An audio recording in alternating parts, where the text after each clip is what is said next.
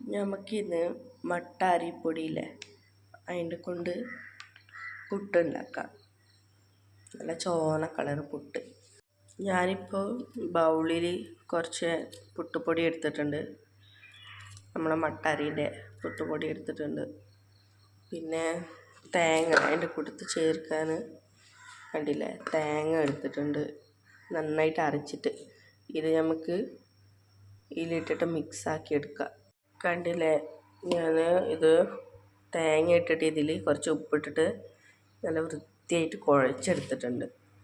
നമ്മളിങ്ങനെ പിടിക്കുമ്പോൾ ഇതുപോലെ ഉണ്ടായി കിട്ടണം. കണ്ടില്ലേ, അതാണ് നമ്മൾ പുട്ടിൻ്റെ പരുവം. പുട്ട് പൊടിൻ്റെ ഞാൻ പിന്നെ ചിരട്ടപ്പുട്ടാക്കാനാണ് പോകുന്നത്. അപ്പോൾ ഞാൻ അത് കാണിച്ചു തരാം. ഇപ്പോൾ ചിരട്ടപ്പുട്ടിൻ്റെ നമ്മൾ പാനി എടുത്തിട്ടുണ്ട്. ഇനി നമുക്ക് അതിൽ കുറച്ച് തേങ്ങ ഇട്ട് കൊടുക്കുക. കുറച്ച് തേങ്ങ ഇട്ട് കൊടുത്തിട്ട് എന്നിട്ട് പുട്ട് നിറയ്ക്കുക അതിൻ്റെ മുകളിൽ. കണ്ടില്ലേ, നല്ല സോഫ്റ്റായിട്ടുണ്ട്. കുഴച്ചത് തേങ്ങ ഇട്ടിട്ടാണ് ഞാൻ കുഴച്ചത്.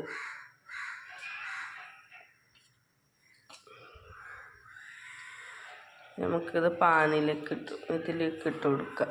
ചിരട്ടപ്പുട്ടുണ്ട്. ഞാൻ ചിരട്ടപ്പുട്ടുണ്ട് ഇത്ര നിറച്ച് കൊടുത്തിട്ടുണ്ട്. നമുക്ക് അതിൻ്റെ മുകളിൽ കുറച്ചുകൂടി തേങ്ങ വിതറി കൊടുക്കാം.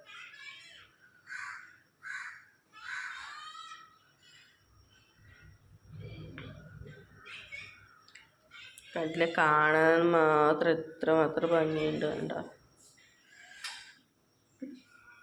കണ്ട, ഞാൻ കുറച്ച് തേങ്ങ വിതറി കൊടുത്തിട്ടുണ്ട്. നമുക്ക് കുക്കറിൽ ആവി കയറ്റാൻ വെക്കാം.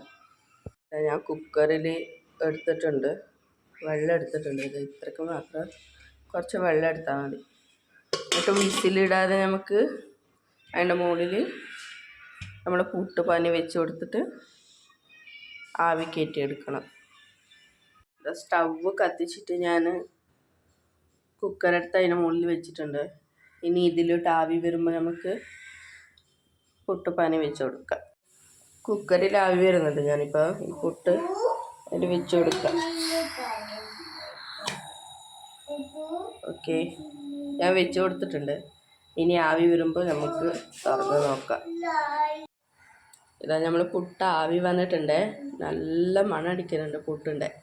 പുട്ടും തേങ്ങയും കൂടിയുള്ള മണം. കണ്ടില്ലേ, നല്ല ആവി പറക്കുന്ന പുട്ട്. കണ്ട,